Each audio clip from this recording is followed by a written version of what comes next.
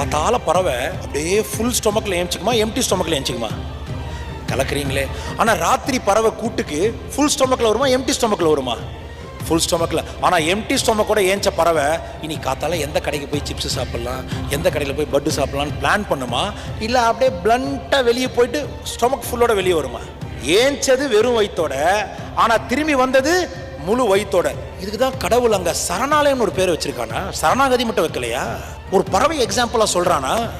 ஒரு பறவைக்கே காத்தால ஏஞ்சிக்கும் போது நிம்மதியாக வெளியே போகுதுன்னா, கடவுள் அதுக்கு என்ன வேணுமோ வச்சிருப்பான்ற சந்தேகம் இல்லாம அதுவே கூட்ட விட்டு பறக்குது. அப்ப இங்க கடவுள் உனக்கு ஒண்ணு சொல்றான், டே கண்ணு, உனக்கானதை நான் இந்த உலகத்துல வச்சிருக்கேன், ஆனா நீ அதுக்கான வேலையை செஞ்சுதான் ஆகணும். அந்த இடத்துலயே பேண்டணும் படுத்தணும் இருந்தனா ஒன்னும் உருப்படாது. பறவை மாதிரி நீ வெளியே போய் உழைக்கணும். அதுதான் சரணாலய சரணாகதி.